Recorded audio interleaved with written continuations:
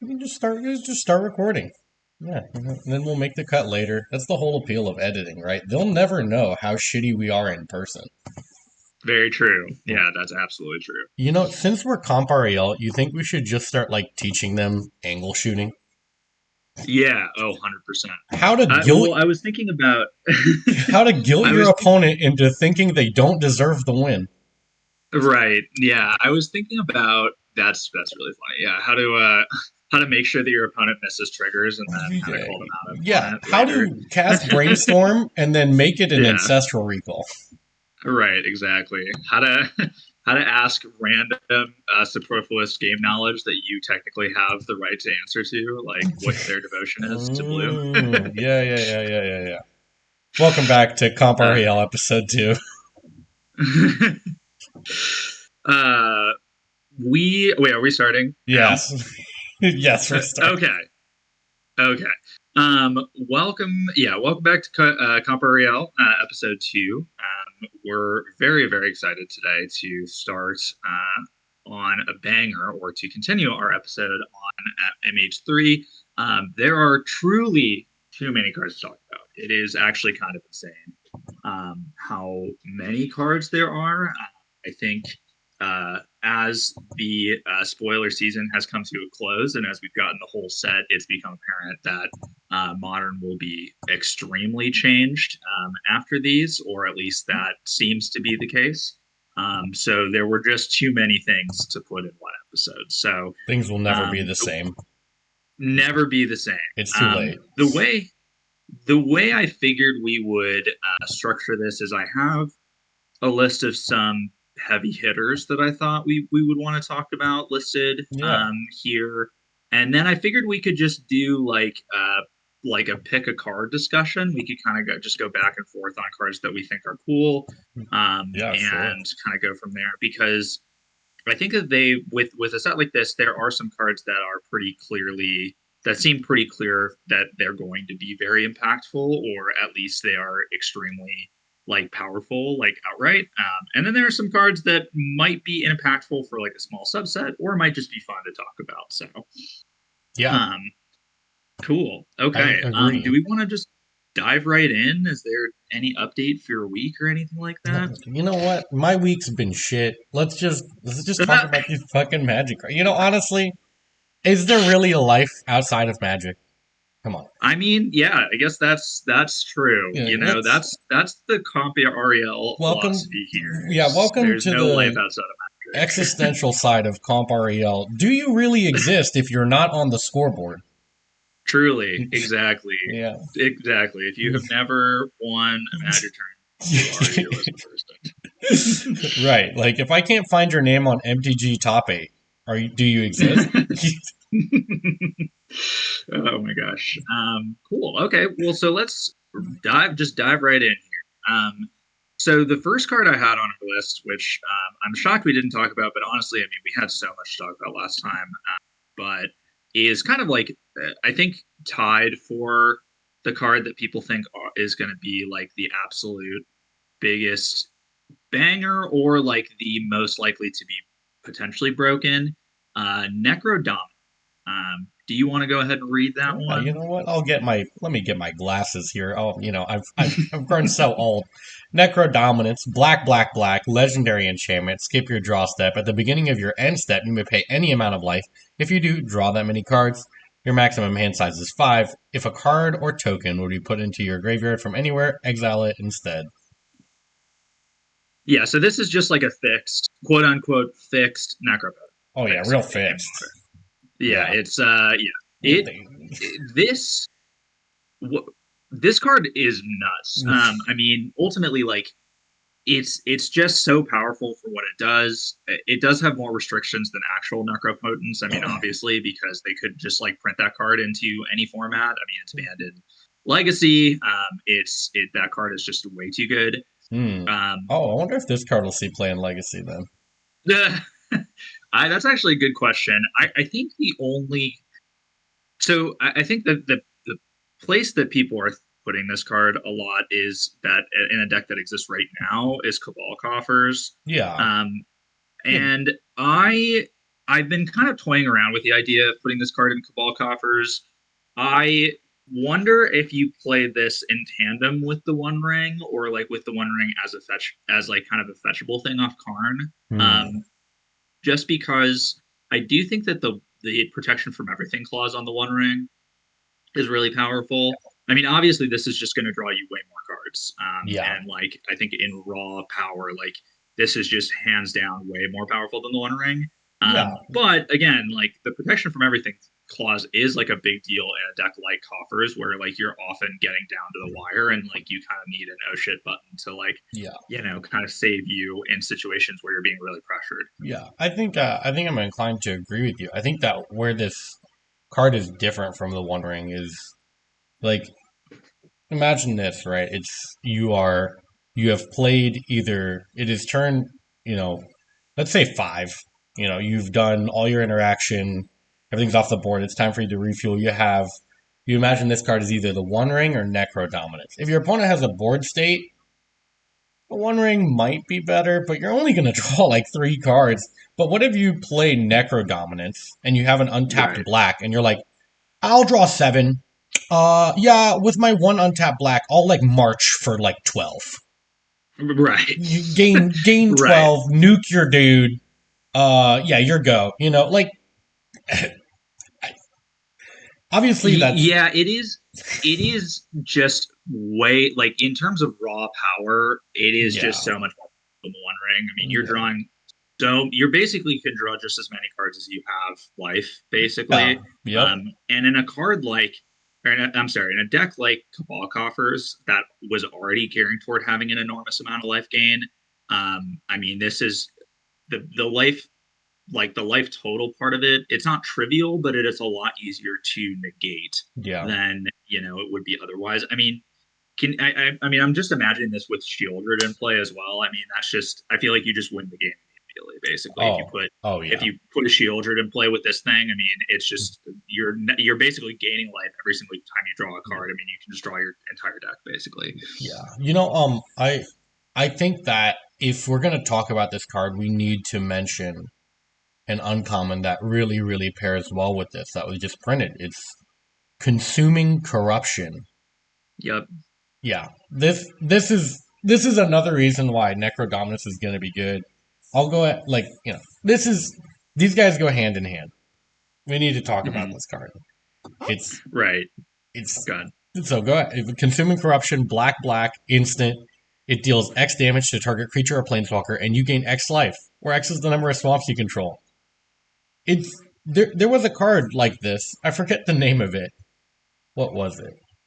It I think it was called like well, so the card that they used to play with Necrodom or Necropotence back in the day was Corrupt, yes, which that's it. was right, right, Yeah, and that card's six fucking mana.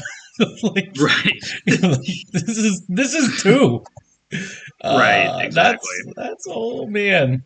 That's like I get it. You can corrupt your opponent, but dude, you really don't need to corrupt your opponent in the Necropotence deck. Like you just draw a bunch of cards. exactly. Yeah, I mean, there's just so many other win conditions that you have now where you don't really need to be firing off Corrupt at your opponent's face in order to win the game. Yeah, And yeah, I mean, consuming corruption in tandem with March of Wretched Sorrow, which I think honestly, like in a deck that's playing Necrodominance, this is just probably better, right? I mean, yeah, because it's two mana, like you're not really having to sacrifice a bunch of cards in your hand. It's two mana, just like yeah. potentially deal like what, like six or seven, Oh, gain six life, like honestly, they're just um, gonna run both. right, exactly, yeah, exactly. Yeah, it remains to be seen how powerful this is outside of a deck specifically built to abuse it. Do you think it's too good? I mean, like it is significantly better than okay. The One Ring has its place. It's Hmm. very good at freezing the board and then watching the hope die from your opponent's eyes. That's great. I'll Right. never get sick Yeah. of it, right? Okay, I will get sick of it, but this card is so it's much more marginal, but God, is it much more powerful? One of the main Oh reasons yeah. the One Ring was so good is because it's colorless mana. This card being black, black, black, that's not trivial. There's no Dark Ritual in Modern. This isn't Right. easy to cast. You had better be black, splashing, or mono black. And even the mono black Hmm. decks, they're playing Field of Ruin and like Demolition Field. Like you might not be able to cast this on like turn 3 or 4. It's uh, it has a cost, but man, with the amount of pitch spells that are in Modern, which I'll admit is not that many, but it's like it's enough that if your opponent doesn't have a board and you cast Necro Dominance and you just draw 6 cards, and you even if you have to only keep the best 5, they're probably not going to land anything. They're probably not going to keep anything on the board ever. Right. And so it's like you need to put them under enough pressure that this card becomes a time walk. And if you're not doing that, if you're playing like a B tier deck, if you stumbled on, you know, let's say humans or something, and you're like, yeah, I only got 5 power on turn 2, and my opponent was on the play, and they go Necro Dominance, and you like bump it to 7 power, and you 7 them. I don't know if that's gonna really be good enough here. Right. You really have to be putting them on so much pressure that there's not, or like stopping their life gain to such a way that like playing this becomes a liability. Because I mean, once you're at a point where they are like playing this on like, in the late game when they're like empty handed and they're just drawing a billion cards and then all of a sudden they're firing off like all these life gain cards and killing all of your creatures. I mean, you've already lost the game. There's just no way you can come back from that kind of card advantage and that kind of like life gain. Yeah, this card is nuts. Again, I think you're absolutely correct. It does have to go in a very specific type of deck that's built for it. But in the deck that can utilize this properly, it is going to be extremely powerful. Yeah, I think this card's really, really strong. Probably one of the best, most strong, most powerful cards in the whole set. I definitely agree with that. Definitely agree with that. Cool. So the next card I had as like cards I think we should talk about just because they are making the rounds on quote unquote MTG Twitter Yeah, is the Birthing Ritual. the most beautiful place on Um, earth, MTG Twitter. it's honestly so great how not toxic it is and how reasonable everybody's opinions are about Not things. really. Yeah. Oh man, that is so funny because I didn't experience that at all. That is so crazy. Oh my god. You guys can't see it, but there's Yeah, $20 bills being slipped into his pocket right now. right, Yeah. exactly. um, okay, so I'll go ahead and read Birthing Ritual here. So this is a 2 mana enchantment. It's 1 colorless, 1 green. At the beginning of your end step, if you control a creature, look at the top 7 cards of your library. You may sacrifice a creature. If you do, you may put a creature with mana value X or less from among those cards on the battlefield, where is 1 plus the sacrifice creature's mana value. Put the rest at the bottom of your library in a random order. So this is just I guess a fixed birthing pod. You know, I'm not sure if this might be just like, is this just like better? I don't know actually. the they could have made this card really bad, but you get to Right. look before you sack.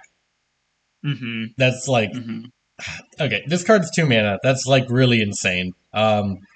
You will probably be in the deck that's playing this. You are doing this every turn, every Right. single Exactly. turn.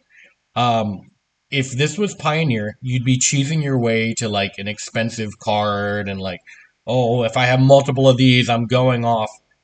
I don't know if you're a combo deck playing Birthing Ritual. Right. Yeah. That's true. Because like you're gonna look at the top 7 cards of your library and just like, yeah, well, if my Auroch champion or my Spike Feeder's in here, I'm good. But if I'm not, I'm dead. Like, I don't think that's the deck you're playing with. The fact that this card is extremely powerful. This card's super good. It's Birthing Pod.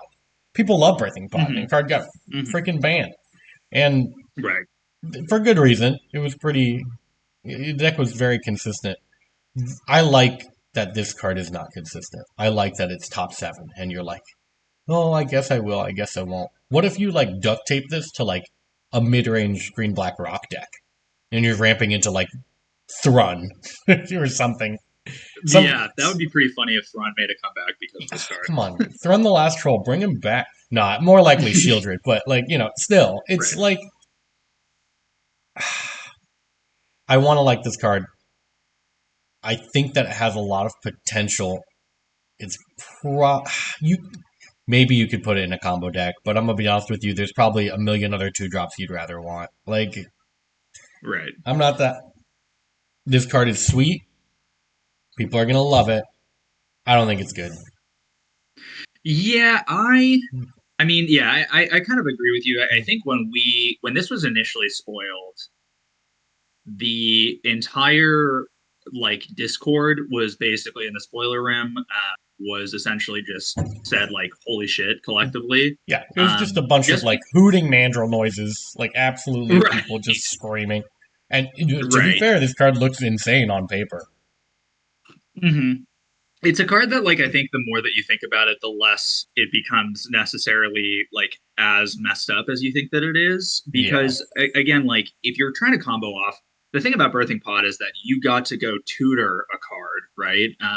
For whatever like whatever card you wanted out of your deck, right? So for like fucking one this mana. exactly. So like you I mean Birthing Pod incredibly consistent. Honestly, I think Birthing Pod would probably just be better now than it was when if we were to like unban it than it was when it was printed. Oh yeah, This is certainly not as consistent. Obviously looking at 7 cards is a lot, but like I mean the fact that you can't just go get whatever you want is a big deal. Um I agree. I think it's more fair than it appears to be on paper or like on like at first read. yeah, I think that it is good. It probably will go into some kind of like value deck where you're using this to just like tutor bigger creatures. But yeah, I agree. It's certainly not Birthing Pod. It does not do the same thing as Birthing Pod. Really, it just is a really a good card that could potentially see some play in a deck that's like built to get value out of it. yeah. I mean, it's commander players are gonna love it. I love that it lets you check before you sack, and like, but realistically, you're trading a creature for another creature. Unless you are Right. like delving to turn something into a Gristlebrand, then Mm-hmm. like, and heck, you can't even do that because Gristlebrand's 8 mana for some godforsaken reason. Um, Right. uh, like you can't really. Like, I don't see where this card goes. Maybe I'm just blind, and there's. I mean, you fool! There's this insane combo deck you've never heard of. It's called Tiddlywinks, and like it dunks on your opponent by turning their library upside down and throwing it at their mouth. Like Right. it's just The only wild idea I had with this card is using it in like the like random neo form deck that exists in modern.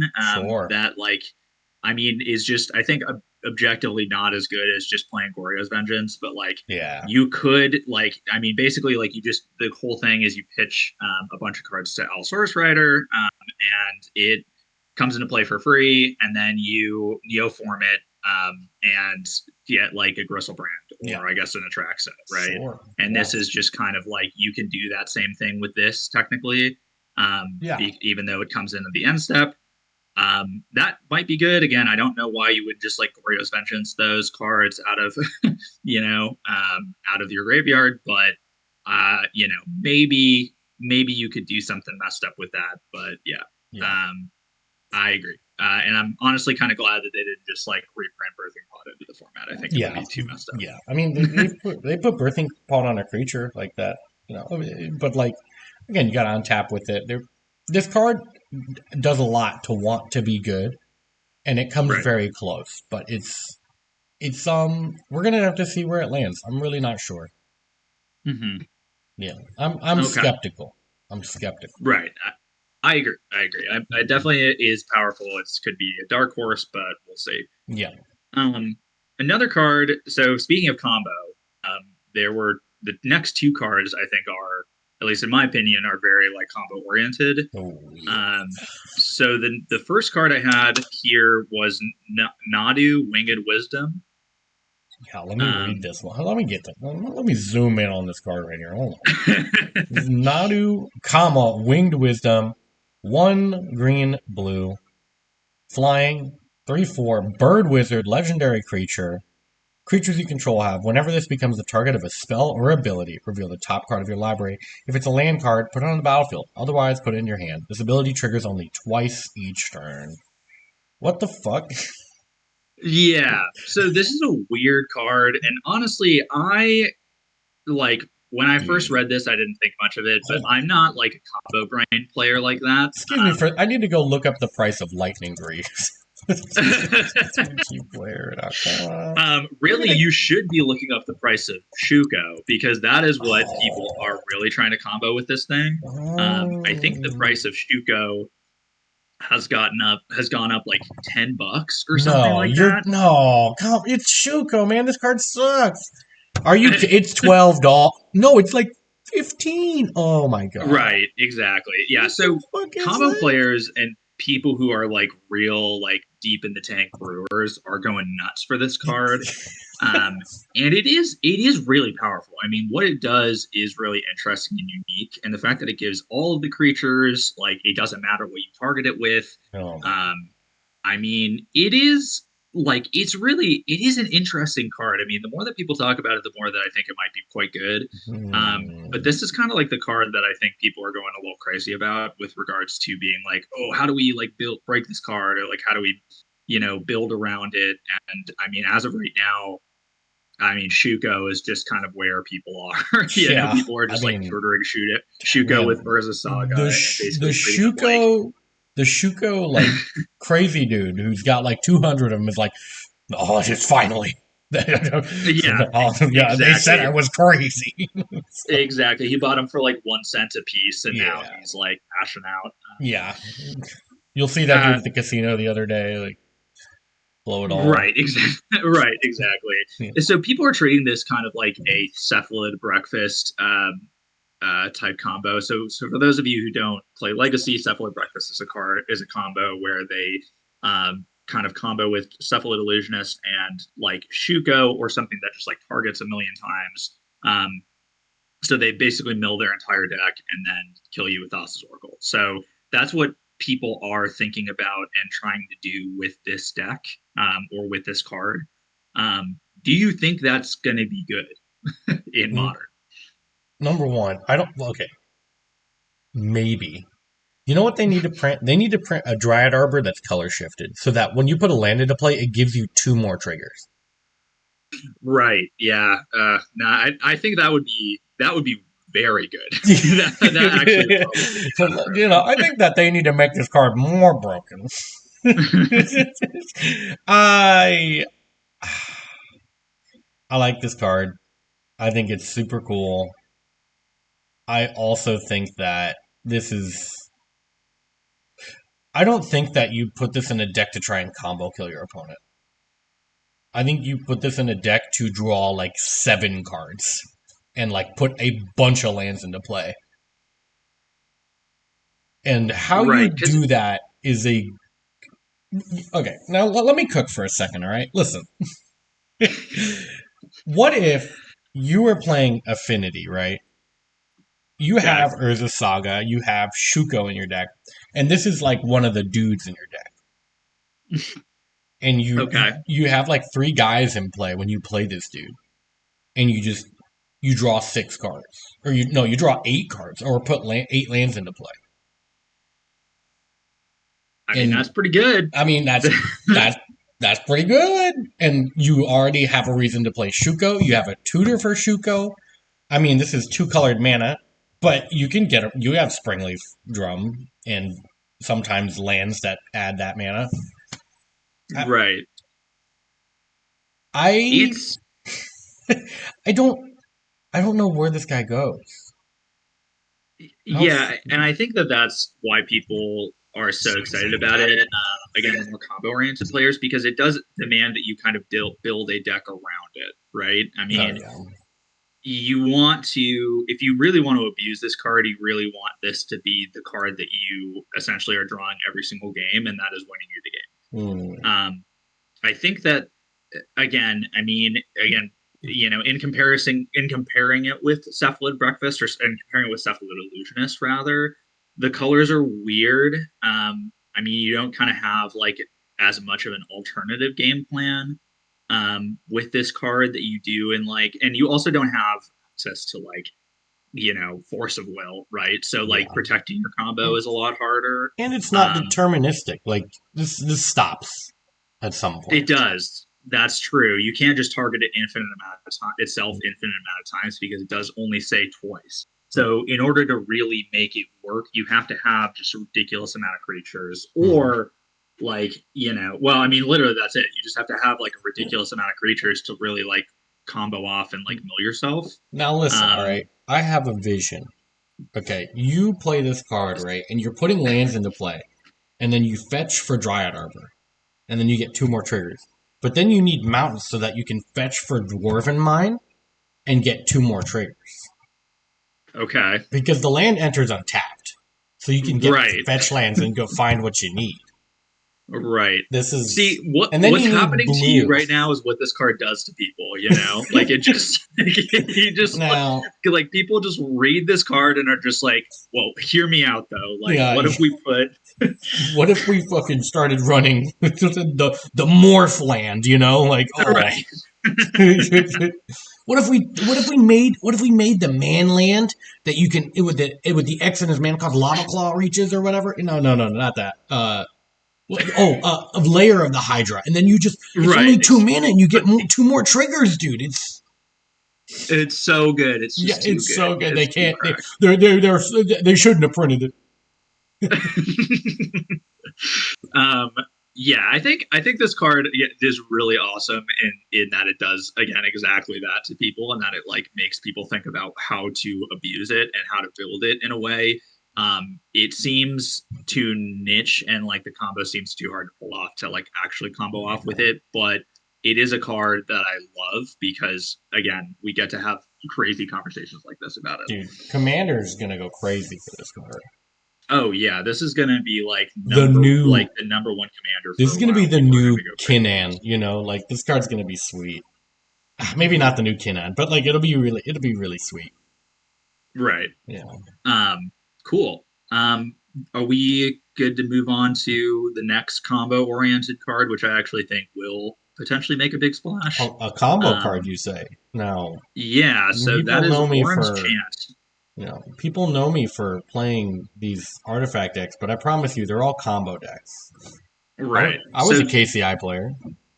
You were exactly. This is a reprint. This card is the card that I'm talking about is Orem's Chant. Do you want to read this No, card yeah, I for the will. listeners? Orem Chant. Instant. 1 white. Kicker for a white. Target player can't cast spells this turn. If the spell was kicked, creatures can't attack this turn. That's it. Yeah. That's nothing, What's this card do? I mean, technically, so okay, so we already have silence in the format. This is just the better version of that card. Yeah. Essentially, it's the best one ever printed. You know, It is it's pretty key in a lot of combo decks, or it's a key part of a lot of combo decks in Legacy, primarily because it essentially makes it so that your opponent can't do anything to stop your combo, and they can't. It also stops your opponent from killing you before you can combo off. yeah. Um, People said do that this you think? card would never be Go ahead. printed in modern, like never. And Right, because I it's yeah, very powerful in what it does. yeah.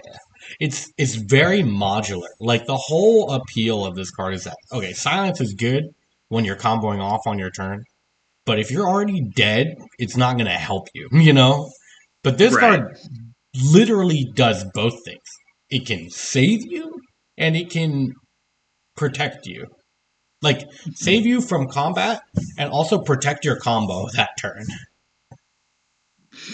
Yeah. It is kind of hard to kind of express how much better that is than just having silence. What if your like best spell had a second mode and it just like did something else that you really wanted? That's Right. the only way I Yeah. can explain it. Like, really. Right. It's just such a huge upgrade to silence and like effects like that.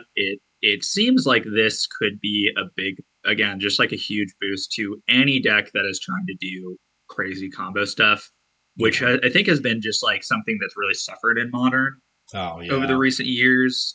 There really just has not been like pure combo. I mean, you've had, I guess, Amulet and then like Yogg, which is a creature combo deck, but those aren't really interested in Yeah. an effect like this. But like Storm or like Lotus Field combo, like combo decks that have been kind of on the fringes of modern for a while would love this card. Yeah. Yeah, I Yeah. think I think this is really a really good reprint, and I think honestly probably appropriate to Yeah. give combo It, cards a boost. yeah, I think so. I think this card is it's a great choice by Wizards to put this card. And obviously I'm gonna eat my fucking words when like, oh, the new combo deck, like Dunkarooski is murdered everybody and nobody can ever beat it. And it's like, it's a new Casey. And I'm like, all right, well, definitely eating my words on that one, like, so it's fuck. Right, Yeah, right, but and honestly, this I'm card's willing to not eat going to my do it. words on this. This card's not No, going to this break the deck.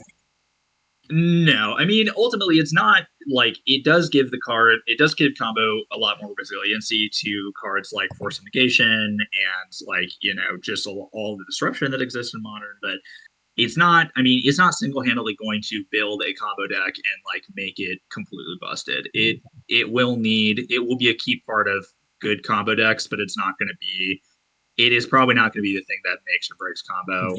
Yeah. And like you said, if it is, then I mean, it can, I guess we'll just have to ban it, but Yeah, yeah, yeah. I agree. I like this card. Glad they printed it.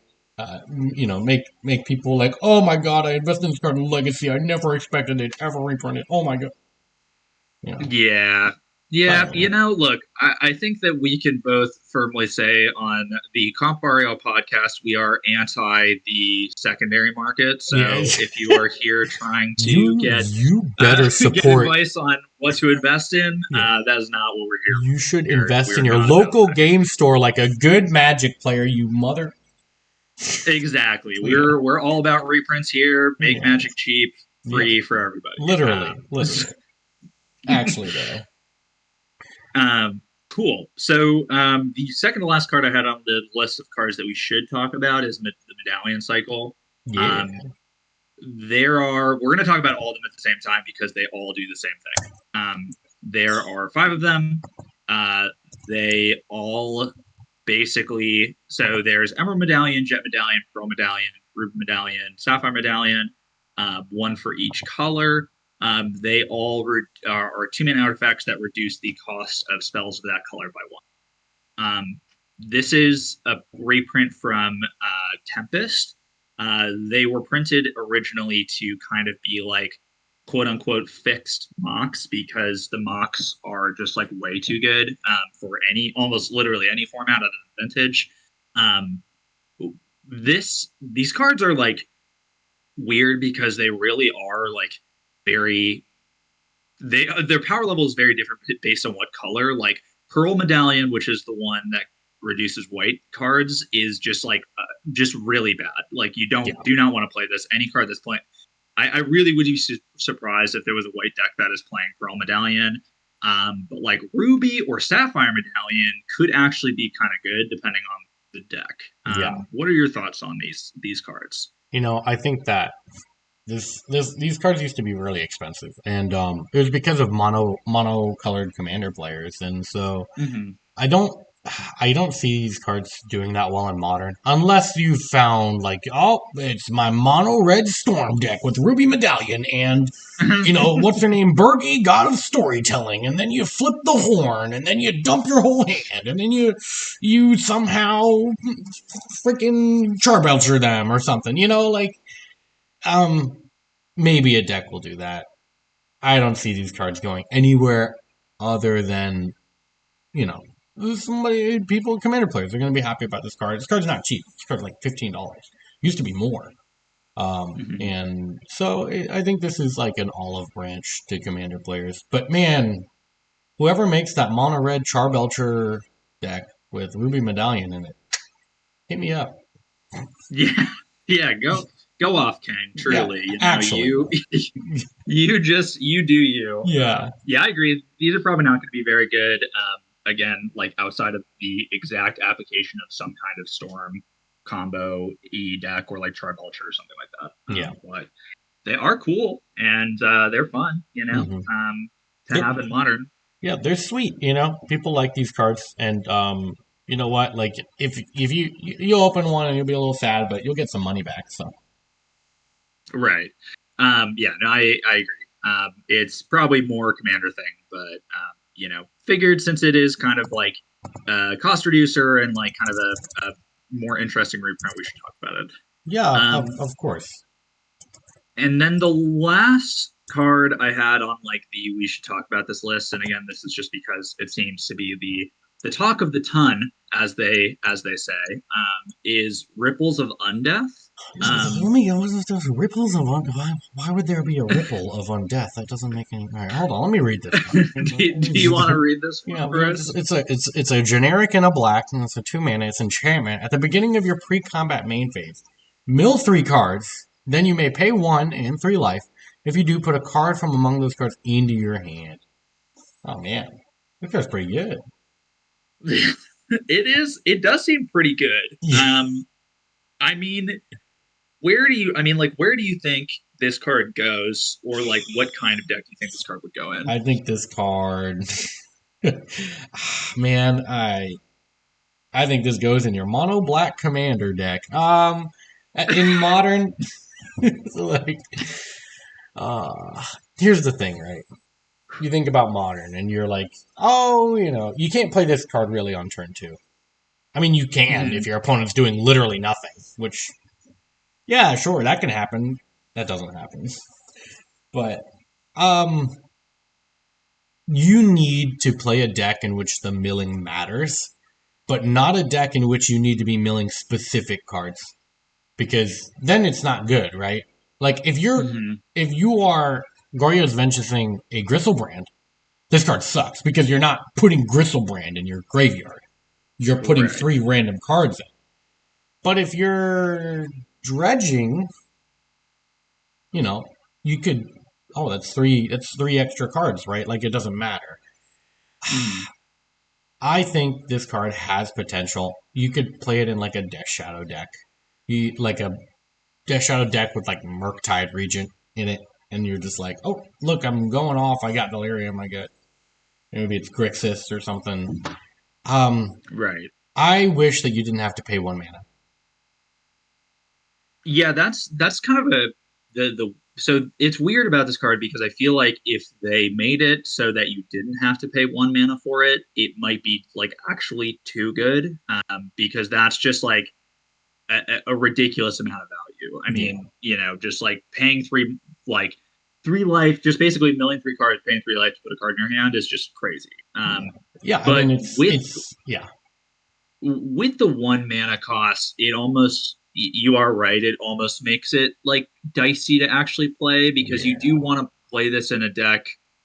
You want to play this in a deck that if you are using it for value, that is extremely low to the ground because you basically want to play a bunch of cards off of it or get a bunch of value every single time that you're paying a mana for it. So, yeah, um, I think this card could be really good with another card that we talked about last week, which is Nethergoyf, just yeah, because it does make the Goyf bigger and you can get it out of your graveyard.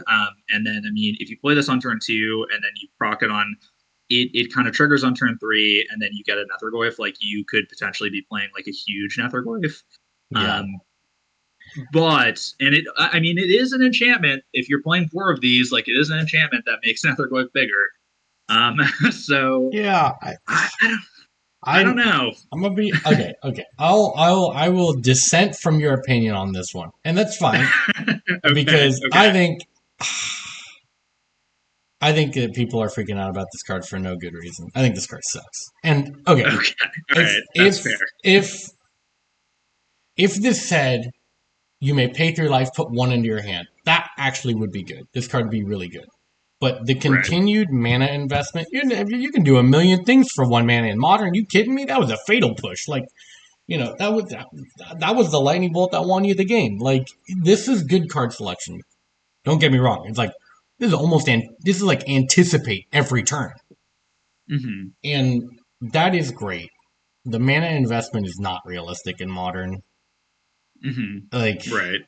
you just you're gonna pay that much for value, really? Like Yeah, I think also the fact that the mill part of it is not a May is kind of holding this card back. If you could choose whether or not you mill the cards and use this every single turn, I think that would be actually a lot better because then at the very least you just have this, yeah, like you play this and then you just have this in case you do want to do it or you want to put the man investment, but then you can just like you can decide not to mill the cards or put the mana yeah, investment. But the yeah. fact that it mills three cards anyway, regardless of whether or not you put the mana investment It's, is yeah, I not mean, very good. it's you know, I, call me crazy. If this card was one mana and it still had the pay one, it actually could be really good. Right. That being Yeah, said, don't that actually might be good. Yeah. don't don't do that. But like just like, but if you were to, I would be really curious to see as to where this goes. As it is, I think this card is cool. Yeah, you'll probably run it, see it in some decks, maybe in a sideboard or something, because it's sweet. Like you're fueling up and like you're drawing cards, and if your deck likes paying life, then you're paying life, and that's cool. But uh, there are a lot of very good value engines, and how much better or worse than this than like Dark Confidant? Like Yeah, people are comparing this to Dark Confidant, and I do wonder if that's just better. And I mean, that card just say is literally no play in Modern at all at this this point. gives you So card selection, but guess what? You don't gotta pay. You ain't gotta pay mana for Dark Confidant. Believe me, exactly. like if the Hmm. point comes where the you need to select one of these three cards or else you're going to lose is happening, you've already lost. Like Right. this Yeah, this card is card's not going to save you from losing the no, no, it's not. I mean, maybe it will, but at the cost of running this card, like the next round's not going to feel much better. I promise you. game. Right. Yeah. Well, Hey, hey, well, yeah, again, people are kind of going off about this card. hey, go off. You You know what? It's listen. Magic is about dreaming, and even if you guys are having nightmares, that's still a dream. know. This Yeah, card and sucks, I think yeah. in my opinion. And I think this yeah, so the official opinion is of the Comp RL podcast that this card sucks. I kind of agree with that. But again, yeah, I mean that's one of Hey, the beauties of Modern Horizons formats or sets is that a they're kind of hard to evaluate, so who knows, yeah, and b again they kind of just inspire people to go crazy about cards and like think about them really hard and like apply them to random decks. So yeah. yeah, All right. cool card, probably not very good. Yeah. All right.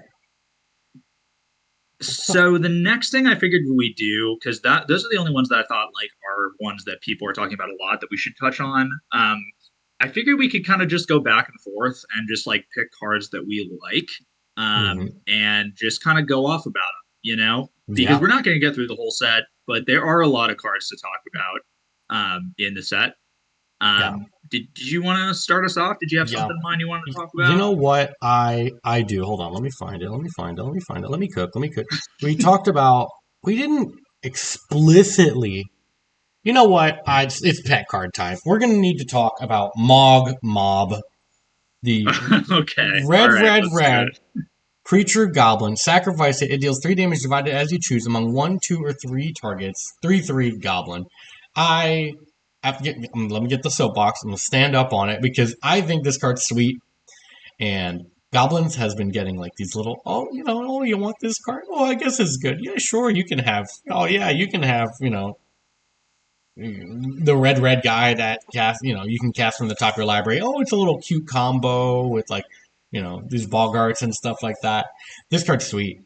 I want to see it in aggro Goblins deck. It's probably bad, but I really don't care. I think this card's cool. And hey, this card's very good with Conspicuous Snoop. I'm just Oh yeah. saying. I'm Oh, just saying. absolutely. Yeah, I'm just. that's true. That's kind of It is, and it also is like one of the most fun names from the set. I think of the yeah, Ola cards. yeah, That's yeah, Magma.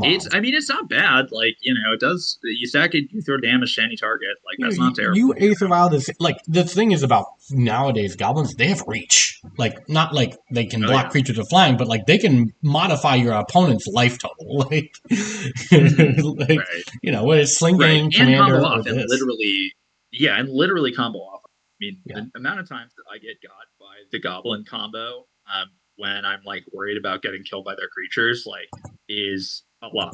I mean, that deck is not a joke, and I think it actually is like kind of under the radar. It has been for a while.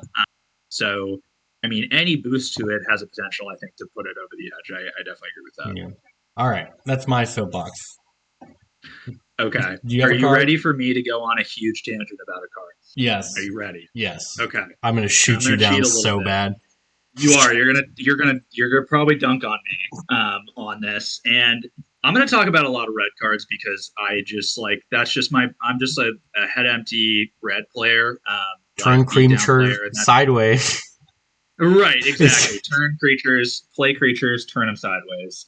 The card I want to talk about here is Eldrazi Linebreaker. oh man. So this is, and I'm going to cheat because I'm going to use this to talk about a couple other cards as well that I think go with this card. Go off, So King. this is and I'm going off. Just hear me out. Hear me out. So Okay. Eldrazi Linebreaker is two colorless. It's one and then the colorless symbol, so you have to pay colorless for it, and a red. Eldrazi is devoid, has no color, trample, and then at the beginning of combat on your turn, target creature you control gains haste and gets plus X plus 0 until end of turn, where X is the number of Eldrazi you control, and it's a 3/3. So this card, I think this card is kind of ties the room together for a different type of Eldrazi deck, more of an actual like aggro Eldrazi tribal deck. Hmm. So if you this was spoiled by originally by Andrea Mengucci. This was his preview card. He described a line where you go like turn one Eldrazi Temple into Eldrazi Mimic, which is a card that basically whenever you play another Eldrazi, you can change its power and toughness to that Eldrazi. If you go turn one Eldrazi Mimic into turn two this, you are attacking for 8 damage on turn two, right? Yeah. Um, that's pretty good. On top of that, you can also do that exact same line with Ugin's Labyrinth, arguably the best card in the set. Hmm. Just because, I mean, if you're playing Eldrazi, you should just play that card by like for sure. Yeah. But another card that people was spoiled really early, but kind of sucks. People thought kind of sucks, but I think makes a lot of sense in this particular deck, which is it that heralds the end. This is a two Yeah. colorless, basically Eldrazi Lord. It makes colorless spells you cast with mana value 7 or greater cost 1 less to cast. We don't really care about that in this deck, but it also gives other colorless creatures you control get +1/+1. So you can also do that exact same line if you go turn one, it that heralds the end, because you're giving the Eldrazi Linebreaker +1/+1, Yeah. and you're attacking for again 8 on 8. turn two. Yeah. Um, I think that there is potential for you to play Eldrazi Linebreaker and for this card to kind of tie the room together on a red Eldrazi deck with like Eldrazi Conscriptor, which is the 3 mana deck card that is like a 3/1 haste, and then you can kick it and steal a creature from your opponent until the end of turn. yeah. You play like Thought-Knot Seer with this card. There's another card called Glaring Fleshraker that you could play with this thing, where whenever you cast a colorless spell, you make a 0/1 colorless Eldrazi spawn, and then whenever another colorless creature enters the battlefield under control, it deals 1 damage to each opponent. So you're effectively dealing 2 damage to each opponent every single time you cast a creature. And then all of your tokens, your 0/1 tokens, become 1/2s with it that heralds the end. Um, I'm high on this card. Oh Do I yeah. think that this is the best way to build Eldrazi? Absolutely. No, I don't think that. But I will be trying it, and I do. It does make me happy to think about it and try to brew with this card. Yeah.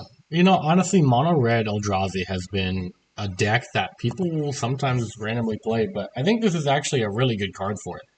I do think that Eldrazi Linebreaker is it's a it, it's there's a card in Pioneer they play Storm Chaser that it's in Hmm. like their Gruul deck that their Gruul vehicles deck, and this card does a Right. really good impression of that. And I think that man, if this card was out of Bolt range, people, people don't play Bolt nowadays. Everybody's playing on a Yeah. Holy Heat. You know what? This never mind. This card's invincible. You can never kill it. It's I think this card is actually really sweet, and like you said, I think this is tying the bridge there a little bit. I don't know if you'll run Ugin's Monument, but you might not need to. I think this card's sweet. I mean, Right. Yeah. Because you're playing. I mean, you're certainly playing a Drazi Temple, and also probably just like a Cavern of Souls in this deck. oh yeah, for sure. I would probably start out by trying to make Ugin's Labyrinth work with this, just because having the soul lands in a deck like Yeah. this, I mean, it's just so powerful. Hmm. Um, and Yeah. like you could feasibly play like Null Drifter in that deck, especially if you're Oh, playing true. Cavern of Souls, Yeah. or Devour of Destiny, which is another card that kind of gives you a card back if you pitch it to Ugin, because it basically, I don't know, we haven't talked about Devour, have we? No, wait. Let me double check. It said Devourer of Destiny. Yeah,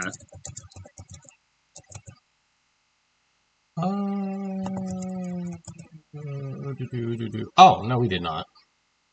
Yeah, yeah. we Do haven't you want mentioned this to? card. Well, so this is basically like a Chancellor, essentially. If you reveal it from your opening hand, so it's 7 mana.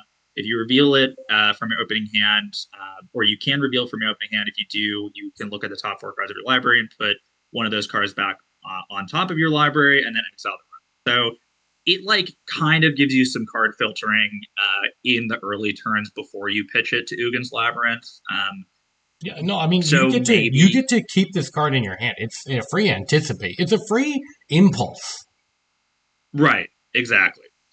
Uh, yeah, which is good, and I think this card will go into any, like, I mean, this is probably going to go into the an Eldrazi deck, like the actually good Eldrazi deck with Ugin's Labyrinth. Yeah, um, but I think there's like kind of it's like kind of a low cost to play this card in the deck that I'm thinking about as well. So I hmm, don't know. I've been thinking about this card a lot just because it's the kind of deck that I like to play. yeah. And I will be trying it. I think it's good. I don't think it's going to be the best thing, but No, again, that's we're having fun. I think it's really sweet, and I think that I do want to see where the Eldrazi creature decks go because once you have aggressive creature decks, they encourage more control decks, and it causes this whole balancing act. And who knows, maybe a snaring bridge becomes playable again or something. Like there's a lot of there's a lot of potential when it comes to this, and I think that we brushed over this card, Devourer of Destiny, 5 colorless, and, sorry, 5 generic and 2 colorless, and I think this Mhm. card actually has so much potential to see play. Free spells are always really really good, and this is a free spell. This is another Chancellor, and like when you cast this spell, exile target permanent that's 1 or more colors. So it's a 7 mana like Scour from Existence. This card That's actually could pretty see good. play in like Tron or something. Right, because this is a card, yeah. Because I mean, again, it enables Ugin's Labyrinth, right? It is definitely one of the better things to pitch to Ugin's Labyrinth Dude, because you you can get you it can find Ugin's Labyrinth off of it, and then exactly, yeah, which is crazy yeah, that you can have this in your hand. You can mull to, like, let's say you're playing like an Eldrazi Tron, you like be like, crap, like I had to mull till 5, like, and you just have this, and then all of a sudden you like find the Ugin's Labyrinth, and you're like, okay, well, I'm actually doing pretty good now, yeah. Like you're 2 steps Um, ahead. right. Mm. Yeah, it's really good. This is just going to go into probably a lot of the Eldrazi based Yuga's Labyrinth decks. It's just one of the better things to pitch to it. And like, it is also good to get back in the late game because it's huge and it also exiles something um, like a permanent off of your opponent's, like from your opponents. Like, I think it's just good. It's just Yeah, a good card. I think it has a lot of really cool potential. All right, Yeah. one card I actually think that is, I think people are too high on this card, but I think also it's really cool. Dreamtide Whale. Yeah. Yeah. People are like, oh, it's the new Murktide. This card's gonna dunk on your face. Actually, it might. I think this card actually might be really good. And I'll read it. Dreamtide Whale. 2 and a blue. Creature whale. Vanishing 2. Uh, Vanishing is different from phasing. It's different from fading. In that when you remove the last counter at the beginning of your upkeep, you remove a counter on it, and when you remove the last one, it's immediately sacrificed. So vanishing 2 means you get 1 upkeep, and then you get another one, and that's it. So, but that's it's a 7/5, pretty good for 3 Yeah. mana. It's pretty big. It's Power pretty big. creep. Power, it's not as big as Rotting Regisaur. Maybe we're creeping down if you think about it. Right. Yeah. Whenever a player casts their second spell each turn, proliferate. I think this card's sweet. Um, It does enable itself in some crazy ways in a blue deck. I mean, it's absolutely the right color to do this, yeah. right? It's crazy that it's just gigantic for It's like a 3 supercharged Ledger Shredder that dies instead of being bigger. Right, exactly. Yeah, you just have a big idiot that is way undercosted, and then you can potentially just like you have to do some stuff to keep it around, but that's usually like kind of trivial for a deck like Yeah. Murktide. This Um, and this card in multiples is so good. yeah, oh yeah, for sure. Because then they trigger off each other, right? Yeah, and And then then all you're of a just sudden, like, oh, they'll like never fucking die. Perish. right, exactly. You're just it's good. I don't and the fact that it doesn't have any evasion at all probably makes it like not Yeah. quite as just raw powerful as Murktide, right? Yeah. If this card had flying Uh, or trample, it might be like too good. yeah, if it had when I first read it, I actually thought that it had flying, and I was like, this is arguably one of the best cards in the set. But I think without flying, again, it is gigantic. It's just kind of a big idiot for like three mana that you have to play in the right deck to get the most value out of it. But it Yeah. is good. I mean, it's Yeah. just a very undercosted creature. I think that this card has potential. It has a little bit like you're gonna need to build your deck a little bit around it. Like there are going to be turns when you have this card and you draw it off the top and you have nothing. You had better put Lava Dart in your deck so you can sack a mountain so you get an extra turn with this card. Right. That is interesting with Lava Dart because that's like not really the application that you would think you would have with that card, but that does make sense to keep this thing around. Yeah. I mean Um, it's a 7/5. It's pretty worth it. right. Oh, 100%. Yeah. Yeah. I think that, yeah, I mean, I could see this in like a more like control-y version of Murktide where you're playing kind of a control game and like just putting this into play and protecting it and just like again like this or a Murktide into play and just protecting them and like just killing your opponent with it while you're The, like the, playing counterspell and like drawing a million cards and like playing Mishra's here's Bauble and stuff like here's that. here's unfortunately the problem with that is that like you need to be casting spells because listen, you're gonna play against this card. You're gonna chump block it once. You get 1 attack on this card because upkeep loses a vanishing counter. It has no longer has summoning sickness. Attack for 7. Next upkeep, it loses the second one and it dies. So I don't think you can really play control with this card because if I'm an opponent and I see this card, I'm like, I will cast my Ragavan for turn. Your turn. And you're like, well, that wasn't 2 spells, and he can chump the Dreamtide Whale, so I need to cast my spells now. And they could be holding up Right. counterspell. And so now, all of a sudden, your opponent's on the back foot, and they're literally like, well, I don't need to cast any spells because this problem's going to take care of itself. Right. Exactly. Yeah. You kind of just yeah because and the fact that it also triggers off of your opponent as well is pretty wild. But Yeah, no, I think you've sold me on that. I do think that, yeah, you have to put it in the right deck. Again, it's very powerful. Like it is just like a 3 mana very 7/5. very. It's a It's, 3 mana 7/5. Like there's it's, not much ever to there's like not much more to say about it. yeah, I mean, it's just a huge creature. it's cool. Cool card. Yeah, it is a cool card. Cool, All right. cool cards all around. I had Party Thrasher on my list. Oh, Um, so Party Thrasher is again, this is another red card. This is another that's chase aggro another card. fucking red. Jesus Christ! Just get ready. Get ready for me to talk about red a lot. I So know. I'm on the the edge of my seat. this is one colorless and a red for a creature lizard wizard, which is one of my favorite creature types ever. Non-creature spells you cast from exile have convoke. Weird. At the beginning of your pre-combat main phase, you can discard a card. If you do, exile the top two cards of the library, then choose one of them. You may play that card this turn. This is a really weird card because on the one hand, it wants you to play a bunch of creatures so that you can convoke some stuff, but you can't just like convoke other creatures off of it, right? It's not just like fueling itself; it only casts non-creature spells, right?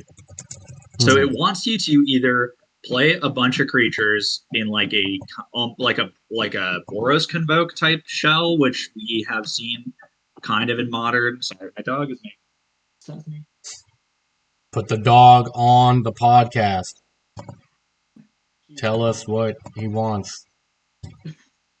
It either wants you to play like a lot of creatures and then trying to cast like something very large, or you're playing this and then a bunch of really cheap spells, which makes me think that maybe it's good in burn because it Mhm. like exiles a bolt and then casts it like for you by tapping it. Now, But yeah. he's just like no, he's like not even hearing me. He's Listen, like listen, absolutely listen. I hear what you're saying.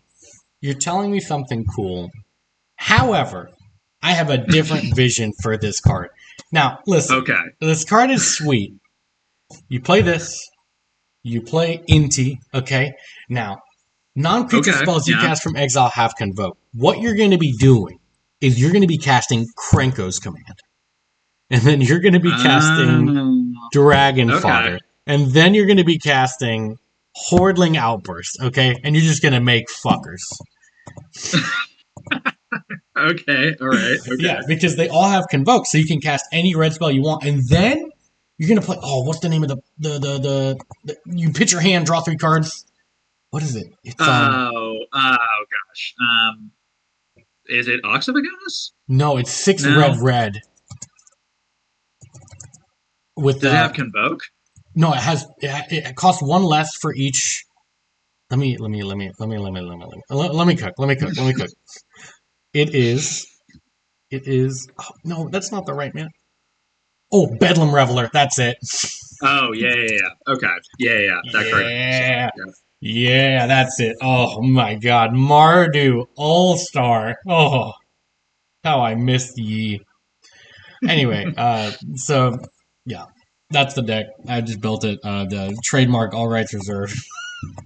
It is just kind of a weird card in this color. And it's doing something kind of interesting. I agree. I think it's fun.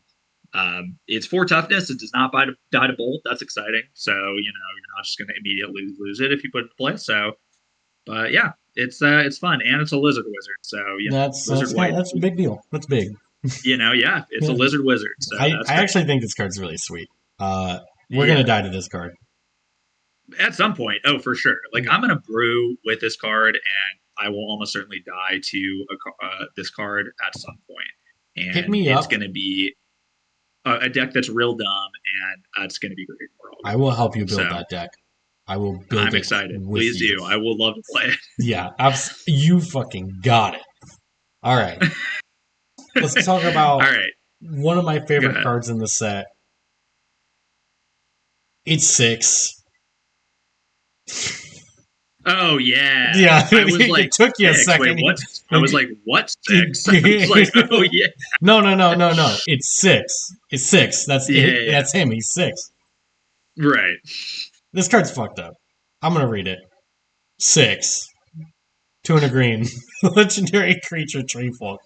2/4 with reach. Whenever it attacks, mill 3 cards. You may put a land card from among them into your hand. As long as it's your turn, non-land permanent cards in your graveyard have a retrace. Jesus fuck. Yeah, it's It's good. I feel like people were really talking about this when it first spoiled, and then kind of just like forgot about it. Yeah, But it's really good. dude, I mean, the thing that it's doing is it great. gives everything flashback. Well, as long as you have a land in your hand. Listen, Life from the Loam, Ren and Six. You play this. You got two land cards in your hand. You can cast a pitch elemental. You can you know this card has.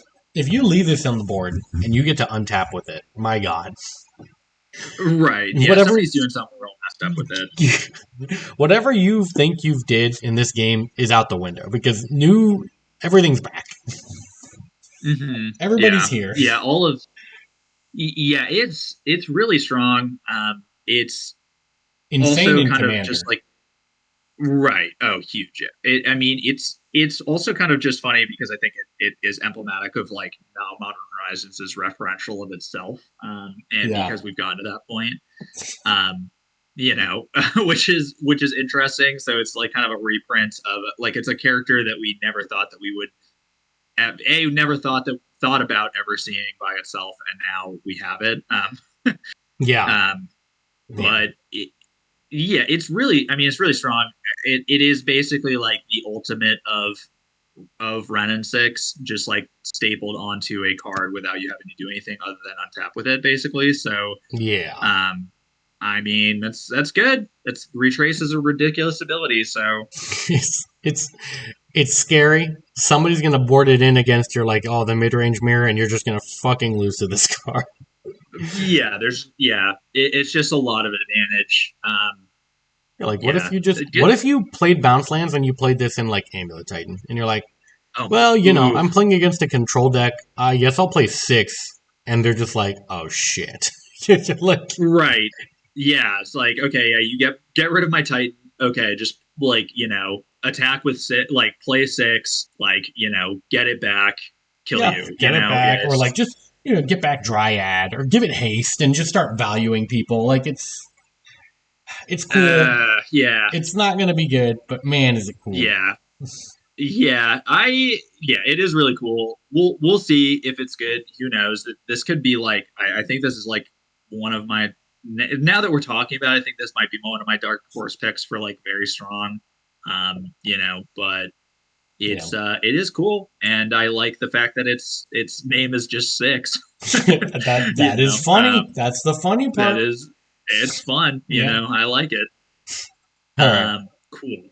All right. I Okay, so I'm going to talk about one other quote unquote. Well, okay, that's a lie. We're not going to talk about just one more red card. I did want to talk about a card. It is hold up. What it's the last card in the cycle of kind of like castle lands that Oh, we talked about because they finally spoiled the red yeah, one. yeah, yeah. You mean Um, his what's it's Arena of Glory. yeah, that's the one. Um, yeah. So I'll read this card. Arena of Glory enters the battlefield tapped unless you control a mountain. Tap it to add red. Tap red and then tap it. Exert it, which basically means that you can't untap it on your next untap step. You have to wait a turn. Add two if that mana is spent on a creature spell. It gains haste until end of turn. I think this card sucks. This card is really bad, but I wanted to kind of use it to talk about it as a way of kind of commenting on like red in general in this set. I think that I would say that red is probably the biggest loser of this set. And I think it kind of makes sense in the fact that red was almost certainly the best color in Modern Horizons 2. Um, Hmm. and I think that they kind of are putting some more niche applications of like red. I think there's a lot of really good energy cards in red, but they didn't really give us the raw power in the set that they did in Modern Horizons 2. I mean, I think that Yeah. we have three staples that are just going to continuously see play, like Dragon Rage Channeler, Ragavan, Unholy Heat. One of them was banned, Fury, which is arguably the best in Elemental. It's I think Red kind of got the short end of the stick here. I'm not saying that that's not deserved given where we're at in Modern, but it would have been nice to see some like cards that, obviously go into burn, or some love for like stuff that, a lot of like the red players have been asking for a while. And I think this card is kind of emblematic of that, like that design choice where red is kind of like more of a niche color. Yeah.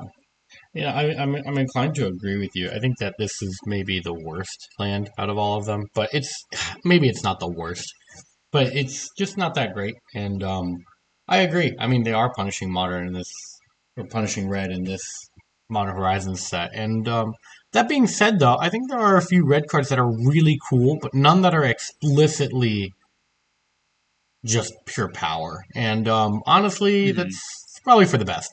Let's be honest here. Yeah, I don't think we need another Ragavan. Honestly, I think Yeah. Ragavan is enough. I don't think we need another I mean, unholy heat, you know? right, exactly. Yeah, I think we're good on that. And yeah, I wanted to touch on that and touch on red in general in the Yeah. set. Again, yeah, I agree. I think Arena Glory is just I don't. It's hard to even see an application for this just because the cost is so high for how Yeah. little you're getting from this thing. Like I just don't even know if I would just put one. I don't even know if there's a situation where I would even just like put one into a deck that's playing mono red anyway, just for shits and giggles. Like I don't even Yeah. think. I think I would rather just play like a bunch of other lands other Yeah. than this. Like Barbarian Ring. Yeah, like barbarian, right? Yeah. Or like literally anything else, like another mountain, right? Like, I mean, Basic just over mountain. this thing. It's just so bad. Yeah. You know, if we're going to talk about red cards, I think we need to talk about my. You picked your Dark Horse card. I'm about to Yeah. pick mine. Is Okay. Detective's Phoenix. Okay. If Yeah. if Okay. if I may, Detective's Phoenix, 2 and a red, enchantment creature Phoenix, flying haste. Enchanted creature gets +2/+2, has flying and haste, but it has bestow. It's a 2/2. In Hmm. case you didn't know, bestow is from the original Theros block, where you can turn your creature into enchantment, and it basically gives it all the abilities and its power toughness. Bestow is for 1 red. Collect evidence 6, which means exile cards with mana value total 6 or greater from your graveyard to cast this spell. But you may cast it for its bestow cost from your graveyard.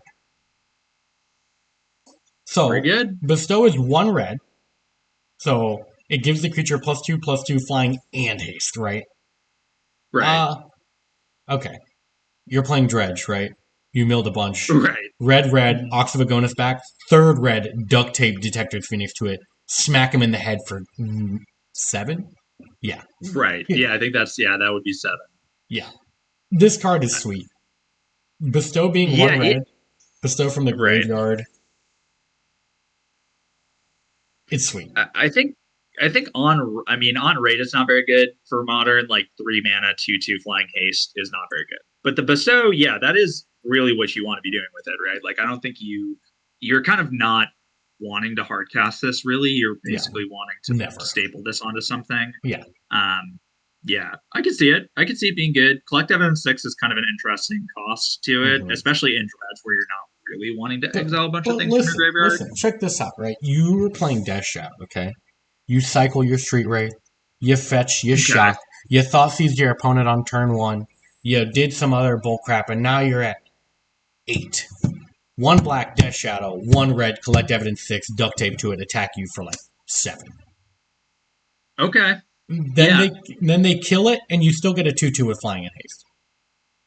Okay, yeah, that's true. It does stick around after Mm. you kill the creature. Yeah. Wow. Okay. All right. You sold me on it. You Yeah, sold me on it. I think this I card think it is might sweet. be. Yeah, I think it It might be might kind of be okay. right. I don't think it's gonna be like crazy, but I think this card's sweet, and I really like it, and I want to Right. see what it does. Right. Yeah, that's interesting. That is very sweet. Okay, you've sold me on that card. I think I might, think about it, mess around Yeah. with it a little bit. Yeah. All right. Um. Okay, I am gonna move away from red, at least for the Whoa. time being. Whoa. Who are you? I know exactly. I don't know. I've lost my identity at this point. But the card I wanted to talk to you is one of is a card that I'm I've just been kind of going back and forth to think thinking about whether or not it's like actually good. That card is Ocelot Pride. Oh my Uh, god. this is Oh. 1 white for a creature cat. Yeah. It has first. It's a 1/1. It has first strike and first strike, lifelink. So right off the bat, it blocks Ragavan, Not which bad. is like Not bad. arguably the most important thing to have on a creature in Ron, right? On turn one. So it also has Ascend. So if you control 10 or more permanents, you get the City's Blessing for the rest of the game. At the beginning of your end step, if you gained life this turn, create a 1/1 white cat creature token. Then, if you have the City's Blessing, for each token you control that enters the battlefield this turn, create a token that's a copy of it.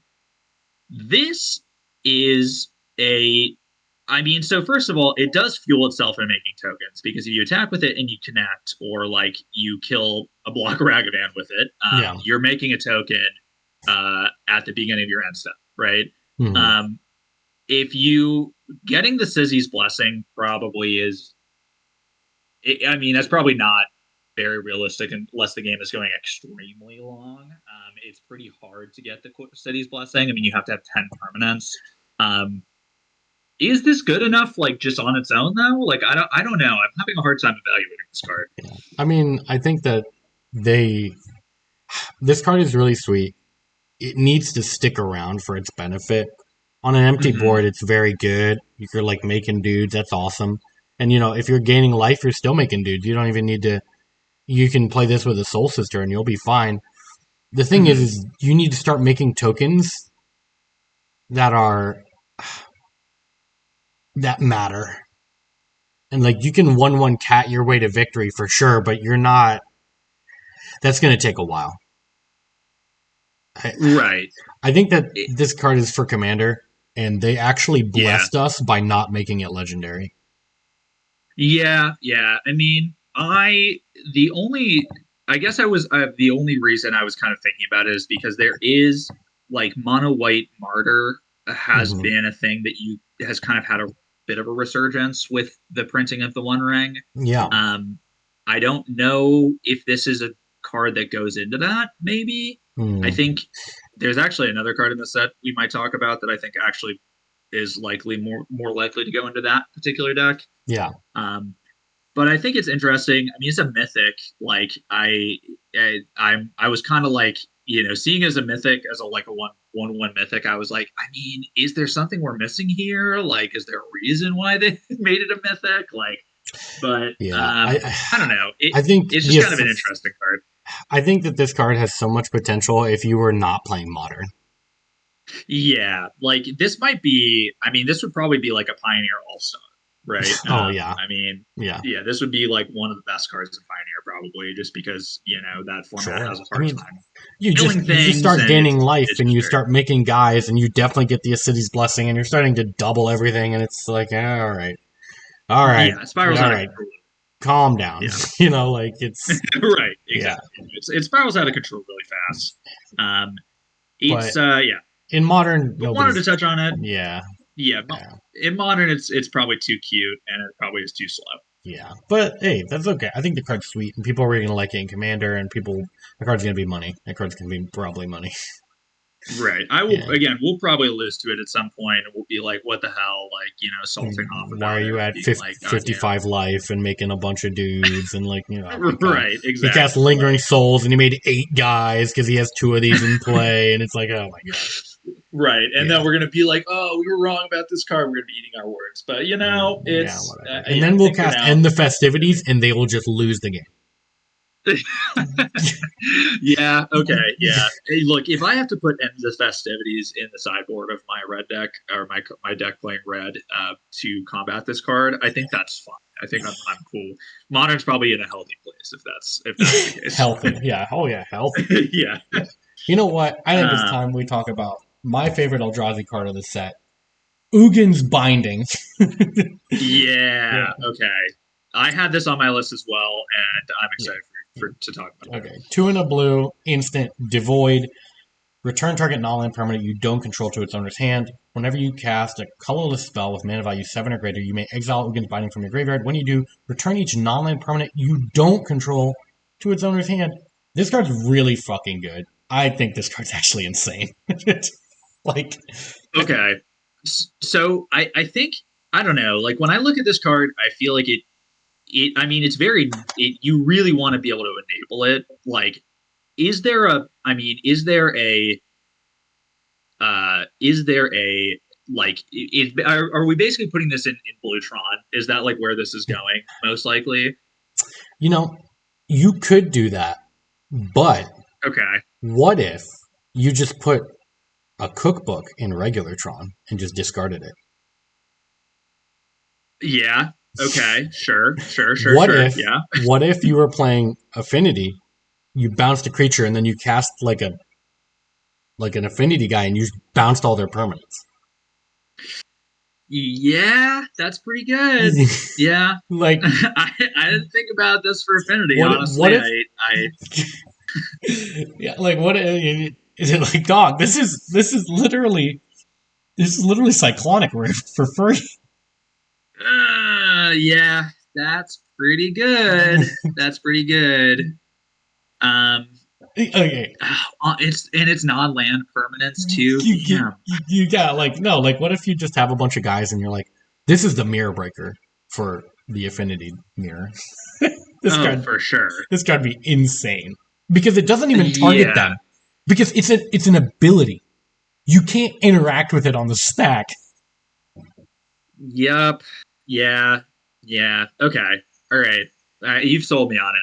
I think I mean, yeah, if you're enabling this card and you are, I mean, I think at the very least, it's probably very good in the sideboard as some card that can work with it.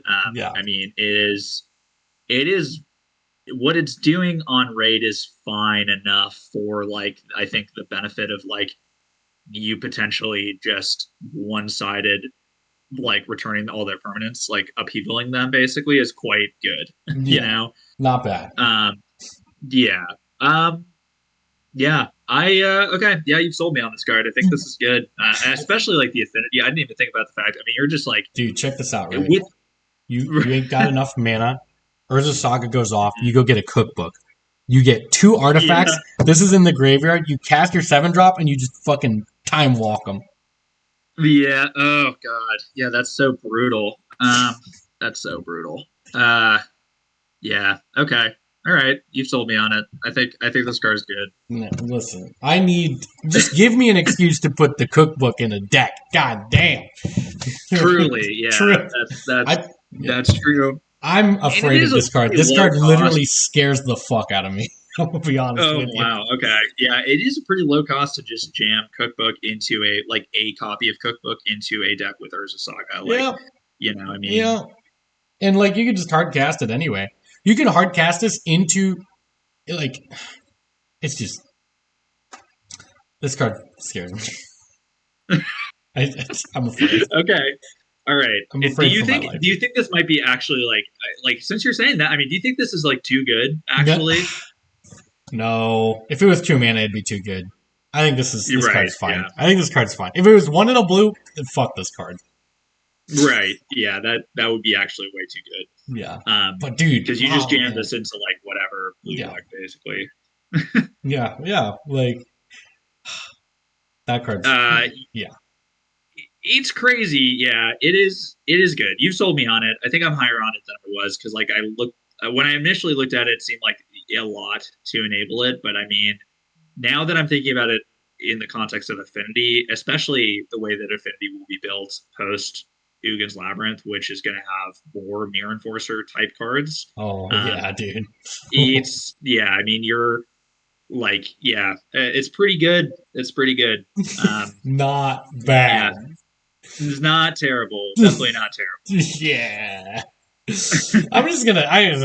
While we're doing this podcast, I'm gonna go to TCG Play, buy some Mirror You're Enforcer. just like, maybe I should. Oh, it's 67. Oh, actually, no, you can get it from Card Kingdom for $24, actually. You know That what? might be worth it. I don't know. That might be. Let me just make sure I have all my affinity That might cards. be pre-order. Yeah. Yeah. Anyway. Um, Yeah.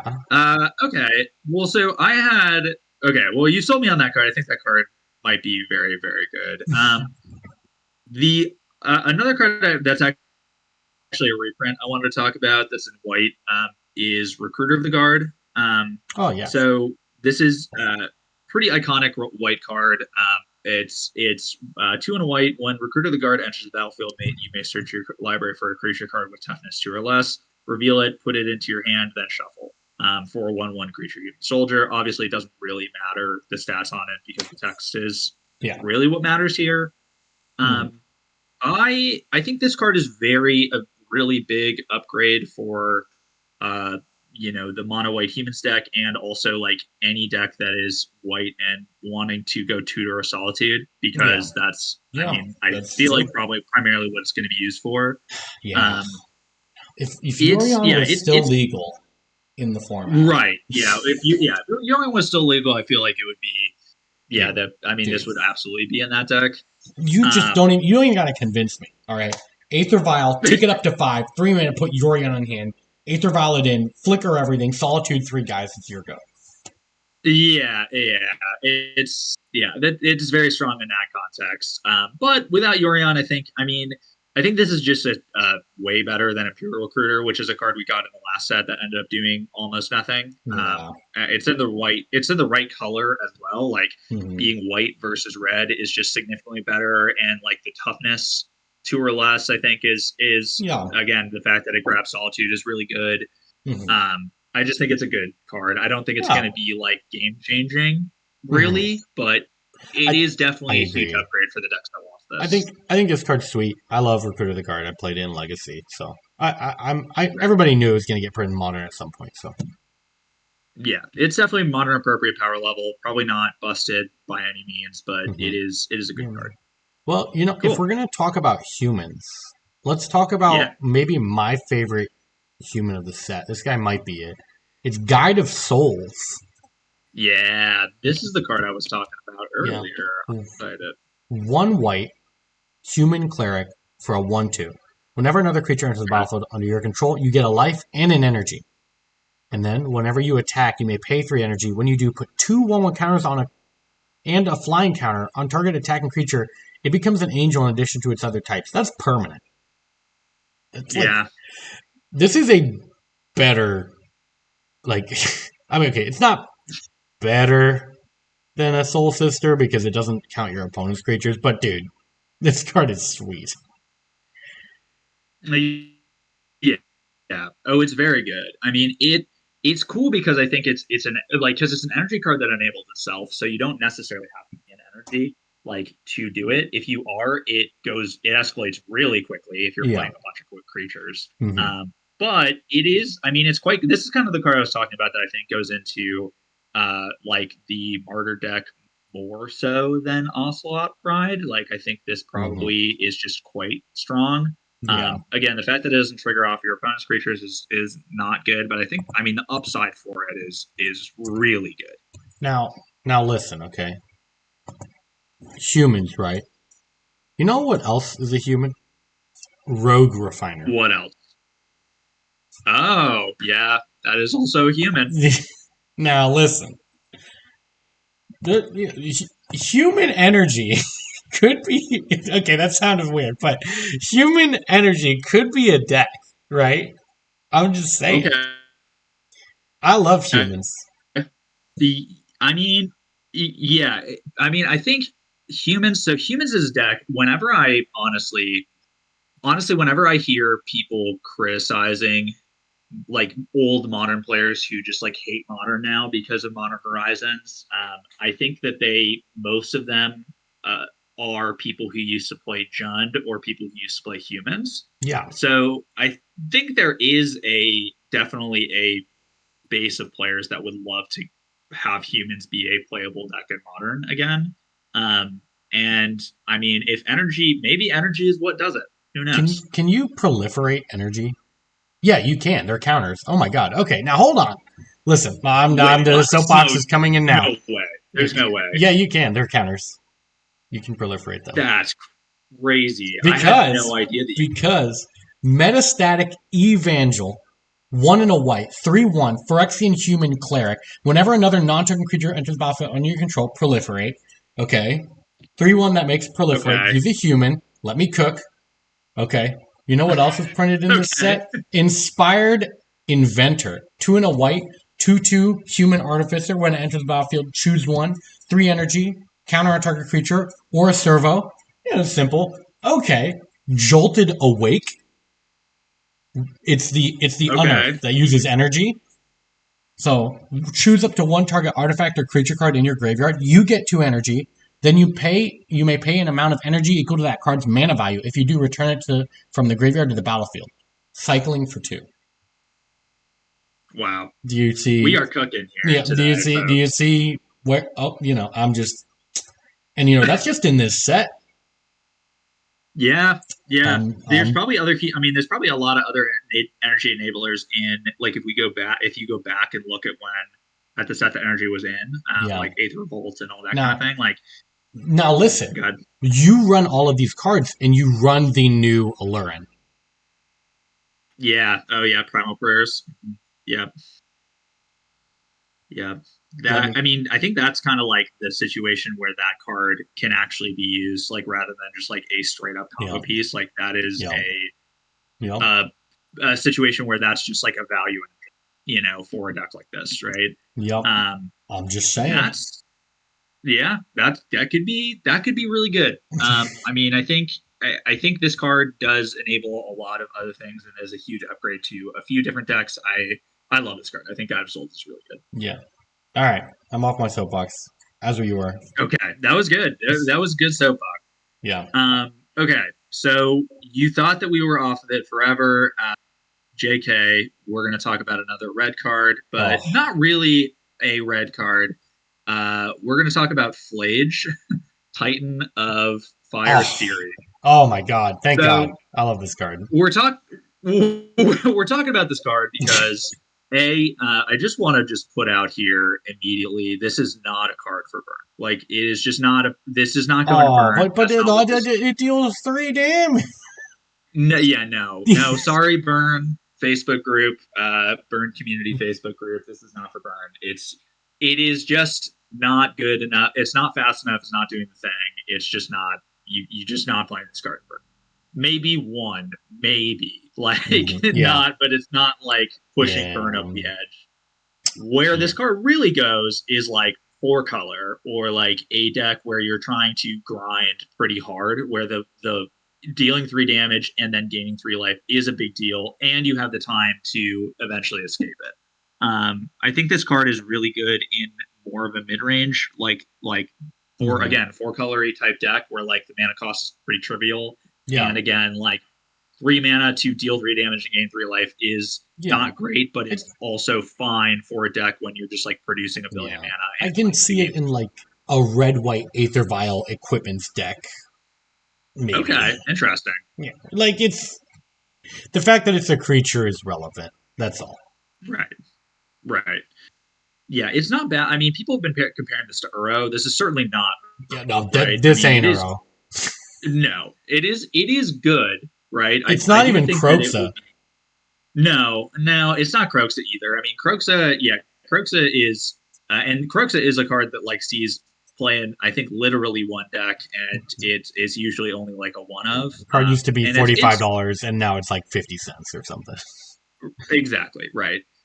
Yeah, I think this card is probably good. I think this card might be have. I actually think it might have more applications than Croxa, just because Croxa is pretty narrow in what it Yeah. does, and this Yeah. is just like a more interesting effect. But again, it's not for burn. Stop talking about it. Stop trying to sell people on it. It's not going up for burn. Yeah. Yeah. Wizards does not want burn to be good. Like we're done with that. The Yeah. dream is Yeah.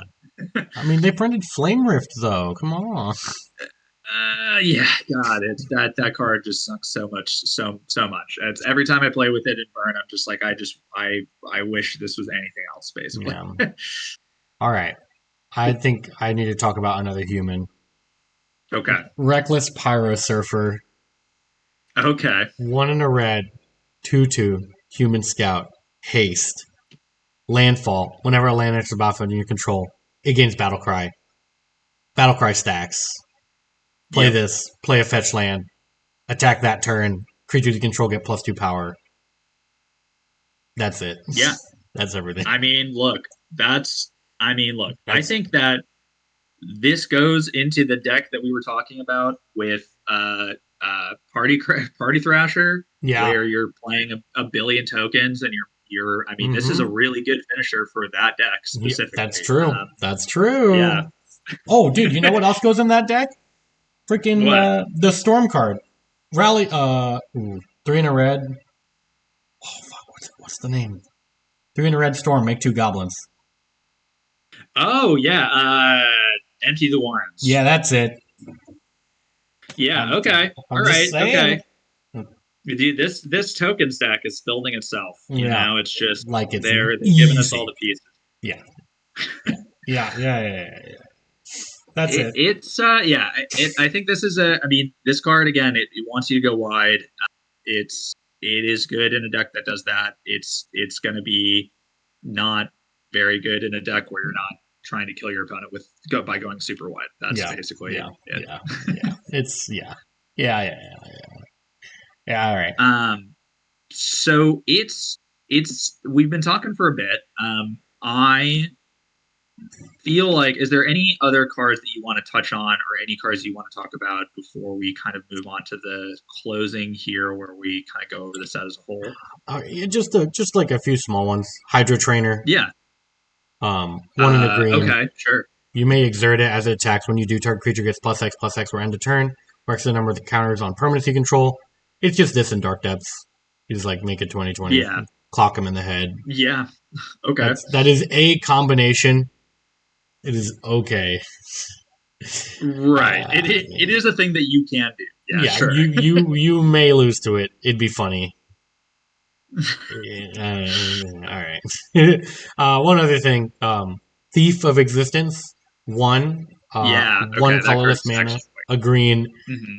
Exile up to one target non-land, non-creature permanent an opponent controls with mana value 4 or less. If you do, it gains when this creature leaves the battlefield. Target opponent draws a card. This is Apparition. This is Skyclave Apparition, and it's very good. This is better than Skyclave Apparition. Actually, I don't know if it's better, but it's quite good. Um, Yeah. It is something I've been thinking about a lot too. Again, because I've just been deep in the tank on this red Eldrazi deck. It is good. I mean, what it does is really, really good. It saves you from a lot of stuff. yeah, I mean it I mean, it's statted. kills any like it kills something value 4 or less, and it Right. does it on a good rate, and it's a 3/4. So Right. it's a cast trigger. Exactly. So if they Yeah, the cast counter trigger it, part of it is awesome, yeah, primarily because I mean, yeah, cool counter spell. yeah, like Yeah, if you do, you don't get to draw the card, dummy. Like it's really good. right, exactly. One Yeah, other it's very Eldrazi. good. Yeah. Well, I mean, Hmm. I don't know where it goes. It's okay. I feel like it could have a place, but we don't know where that is yet. One other Right. Yeah, card. we're not sure about One other card. Sowing Microspawn. Three and a green. it. Okay. Eldrazi Yep. Fungus. 3/3. Devoid. Kicker for one and a colorless. Whenever you cast a spell, search the library for a land card, put it on the battlefield, then shuffle. And when you cast a spell, if it was kicked, exile target land. This card would be Yeah. really good in the Tron mirror. And I also think it's actually like really Yeah. strong. I'm actually kind of afraid of this card. Yeah, I mean it's definitely, it seems like a card that is good, is probably pretty good as like a hate card even just outside of Eldrazi. I mean, Yeah, obviously you want to put it in Eldrazi deck because it yeah. is very expensive, but It'll like be it'll be um very expensive in Commander. The card's really good, but oh yeah, for sure. yeah. It's yeah, I think it's pretty good. I mean, what It's a it's doing is powerful. it's a super Like powerful you said, effect. That's like there's like not many effects like this in Modern. right, exactly. Yeah, I mean, exiling the land too, I think, is a big deal because, like, there are so many ways to get lands out of your graveyard. Yeah, And Remnants exists, so it's yeah, like the exiling the land is quite good, I think. yeah. I mean, yeah. Uh, It's yeah. One oh, it doesn't. Oh, it gets any land. yeah. It's not a Ooh, basic. ooh, Yeah, okay. yeah. That's why it's good in Tron because you can just if you don't have Tron, you go find the Tron piece. Yeah, you just go get it. Yeah. Mm. Okay. All right. I read that as basic land. And Yeah. now that I know that it's any land, I'm hmm definitely higher on this card. I think this Okay. actually could be quite good. One, In yeah, good, in exactly. You know what I'm saying. You get it. right? Now, there is one card that I think that Wizards might have fucked up with. They printed this card, and Sure. I'm not sure if this is actually a good idea. They printed Shrieking Drake. I'm gonna read it for you. Yeah. One blue creature Drake flying 1/1. When it enters the battlefield, return a creature you control to its hand. Um, this plus Rogue Refiner plus the new Allurin plus clones plus whatever else you want to do. It's kind of going off. This scares me. I'm afraid. Yeah. It's an interesting, yeah, because it what it does is very powerful in the context of modern. It requires you to be very playing a certain deck. It's one of those cards where, like, on its face, it's probably fine, but in the combination that you were describing, or in combination with other cards, it can be really busted. Like, it's Yeah. the kind of card that would push The, an archetype over the edge from being like good to like S tier to good. yeah. You know? This card is either useless or absolutely busted. There's no in between. Right. Yeah, yeah. It's again it the fact that it's one mana too, and Yeah. it puts a creature into play. Yeah. Um, It returns. it's It return. It's like a harpy, like a cavern harpy that you can only do once. right, right. Yeah, it's good. I mean, it's gonna see some play for sure. I think Yeah, people are probably you'll get dunked on this with is a this card card. I feel like maybe people are sleeping on quite a bit. Mm, It's it could be really really strong. yeah. It could be one of those like kind of dark horse cards that is like more format defining than people think that it is. Yeah. All right. One another Um, one. Trickster's Elk. okay, yeah, okay. This I love this card. Yeah, I think this card's sweet. Two and a green, enchantment creature elk. You know what? You read it. You read it. Sure, let me get to it here. Yeah. It's Okay, so Oko this is activation. a right. It's basically so this is a callback to Oko Thief Crowns, which is fantastic, and you know we all have PTSD from that era of Magic. But it's two and a green enchantment creature elk, bestow two, so you can cast it as an enchantment for its bestow cost. Enchanted creature loses all abilities and is a green elk creature with base power and toughness 3/3. So you are effectively making anything an elk. You're almost certainly casting it on your opponent's creatures, and then when you eventually kill that creature, you get an elk in return. So it's again pretty funny in that in you know in Yeah. call It's as a callback to the yeah. Magic the Elkening days of Oko Yeah. being everywhere. It's good in that when their creature dies, you get the elk. Yes, exactly. So it's not bad. Um, Yeah. I just thought that card's funny. It's cool. I'm gonna play with it and draft. Oh yeah, for sure. One card that's oh, let me just double check. All right, there's a lot of stuff in it. You never know. You might run into I forgot. Sorry, this card's actually insane. Yeah, it's like almost impossible it's like almost impossible to evaluate every single card in the set just because it's so Yeah, deep and there's just so many cards that we could talk about. yeah. There Because are. Oh, they're all like on the edge. Like even the yeah. ones that are the absolute Mhm. worst are just like on the edge of being All good, right, right? last card. Last card. This is an auto include. Land, nesting grounds. Okay. Okay. Yeah. So I don't listen. even know if I Okay. know this one. Yeah. Let me reprint from a commander set. Don't know what commander set that is. Land. Tap it. Add a colorless. 1 mana. Tap it. Move a counter from target permanent you control onto another permanent. Activate only as a sorcery. This card's really good in hardened scales. Like Yep. you just okay. Moving a counter counts as placing a counter. So that means it gets Okay. more. Yeah. So if you have a hardened scales in play, this is +1 counter. And people are like, oh, this is just the graft land, and like all the no, the graft land enters tapped. Card sucks. Hmm. This does not Okay. enter tapped. If you have two effects, you can like it's moving counters is one of the most important things that the deck does. That's why you have the Ozlith. That's why you have Archvine Ravager. Mm-hmm. When you don't have those cards, your deck is significantly weaker. And yes, this is only as a sorcery, but if you have a Hardened Scales and you put 2 counters on your Walking Ballista, that's really good. If you have anything and you just move an extra counter onto like your Hangerback Walker, Mm-hmm. it's subtle, but it's good enough. I think they'll play this card maybe as a 1-up, maybe as a 2-up. And it's subtle, Right. but it's good Yeah, enough. it is subtle, and I think yeah, in combination with hard scales, I think it's quite good.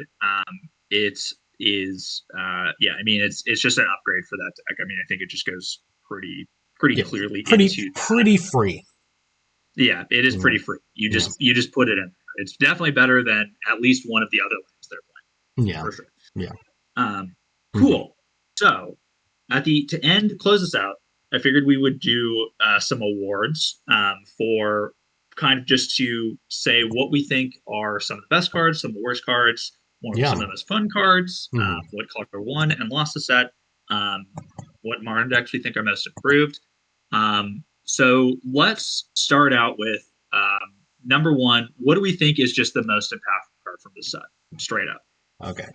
Man. If I had to choose, I think it's probably. I'm gonna. I'm gonna give it a tie between Necrodominance and the uh, the Harbinger of the Seas. The Interesting. the Okay, the not Ugin's Labyrinth. Interesting. yeah, fuck. Oh shit, that's in the set. Oh my god, I forgot. Oh, okay, all right. It might just be Yugoslav. I think I would probably put it as a tie between Necrodominus and Ugin's Labyrinth. I do Yeah, think Hundreds of Disease has like an outsized impact on the format yeah, than just like yeah, Merfolk, right? yeah. I think I'm with you. I think it's Necrodominance, Ugin's Labyrinth, and lesser so Harbinger of the Seas. So it's probably those two. Right. Yeah. Okay. Now I agree with you. I think that's pretty clear what it is. What do we think? I'm picking up the dog, so Hmm. she does not eat the cat stuff. So what do we think is a dark horse card? Like cards that we don't think would be good, but could potentially be really busted. I think it's Ugin's Binding. I think that card's fucked up. I think Yeah, you've kind of sold me on that. Honestly, I think that might be true. I'm terrified. And like, I'm gonna go with Eldrazi the Line Breaker just because I think it's yeah, yeah, great and I love it. I But also think that you Shrieking Drake is terrifying. right, I'm gonna go with Eldrazi Line Breaker and also I'm gonna probably put slide in Shifting Woodlands as well. I think that card is extremely powerful Oh too. yeah, yeah, Um, sure. but I think you sold me on Ugins on that. Not sure about Shrieking Drake. I think it depends on like where other things, Oh but yeah, it scares me. That's all. right. Yeah. Um, okay. What do we think is the most improved current modern deck from this set? Oh god. Fucking uh probably Cabal Coffers. No, it's Affinity. It's definitely Affinity. There's no way Yeah, it's not Affinity. right. I think Affinity really, which is wild because I feel like Affinity was a bigger mechanic in the last set, and yet just like Ugin's Labyrinth, like is such a huge upgrade to Affinity. It's actually kind of and like obviously Kappa Cannoneer are such huge upgrades to Affinity that it's hard to ignore that. I'm gonna give it to Merfolk as Oh kind of like yeah. my dark horse picks. I Hmm. think Harbinger of the Seas alone is a huge upgrade for that Yeah. deck. I think it's also it just being the most obvious home for Flare of Denial. I think is it just is a huge upgrade for that deck. Yeah. I could see it being a major player in the modern format going forward. Yeah. Yep. Cool. Okay. What do we think is the best color in the set? Blue. Really? Okay. It's Yeah, I could. blue. Okay. They printed I Cephalid Coliseum, dude. yeah they yeah okay yeah they did.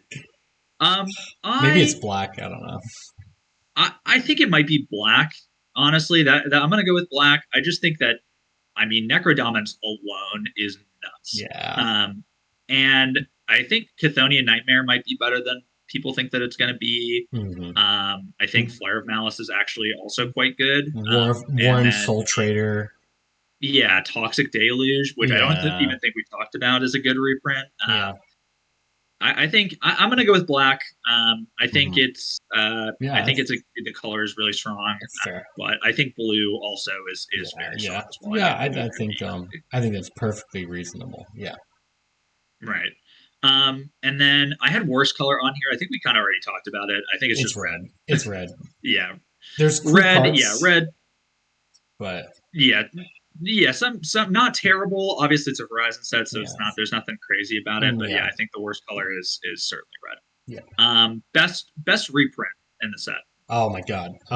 It's definitely. I think it's if you are excluding Necrodominance because it's not a reprint. I think Mhm. it's Cephalid Coliseum or Barbarian Ring. Okay. Yeah, Cephalid Coliseum I think is definitely up there for me. I'm gonna go with just to be, hashtag different. I'm gonna go with Captain Cannoneer. Oh I yeah, think yeah, Captain Cannoneer that's fair. is a massive upgrade Hmm. for Affinity and Yeah. like kind of puts that deck on the map as like potentially the premier artifact deck in the format. Hmm. Yeah. Um, and That's then most fun build round. So not necessarily the best card, but the card you're gonna have the most fun building. that's definitely got to be the card you brought up. That's Nadu Winged Wisdom. 100%. Yeah, I am pretty. I think I'm going to say that it's also probably Nadu. Obviously, Eldrazi Livebreaker is a big one that I've been toying Yeah. around with, I but like I think Nadu has the most yeah, potential for just being like wild and yeah. doing like crazy things with it. I So like Psychic I agree with that. Frog. I like White of the Reliquary. I really like Yeah, the new yeah, Affinity Demon Imskir. yeah, The yeah, yeah. I mean, there's a soup. lot of really interesting narrow cards that are like super cool build arounds. I mean, that's Yeah. just Modern Horizons, you Yeah. know. Yeah. Um, Cool. Anything you wanted to touch on or anything you wanted to say about the set before we wrap up here? No, I think that this is going to be sweet. Next weekend. I'm going to be glued to playing this set. Oh yeah. I'll be drafting it. I'll be speculating. I'll be glued to Twitch. We'll see. I'm just very excited Right. to get started. Exactly. Yeah, I'll be going to the pre-release. I bought the pre-release tickets like at Warp Gate. Super far in advance because I figured that they would be Oh like yeah. sold out immediately. But I'll be going on Friday, so I'm super excited to open some of these cards and start playing with them. Yeah, it's this set is super exciting. It's going to be a really wild time for Modern for a while, and I'm excited to see how it goes. Yeah. This is Um, pet well, decks galore. exactly, exactly. Well, thank you all for tuning in to our second episode. Again, thrilled to be able to talk about the set with between us and with you guys as well. Let us know your thoughts in the YouTube comments, Yeah. since that is currently where this Complain is going to about some be. card we never went over because there's like at least three of Exactly. them. Like goddamn. Yeah, talk about how we did go over power balance and how that Yeah. makes red the best Yeah. color in the set. Yeah, exactly. And how like it's actually in the future it's all going to be power balance mirrors and Right, well, the minute you exactly. cast That one would spell, the whole stack is free. I feel like that's a world I want to live for a little bit, honestly. Yeah, I think that would be literal kind of Pokemon ass fucking gameplay. fun. Exactly, exactly. Yeah. But yeah, thank you very much for listening and have a great day, guys. Yep. See ya.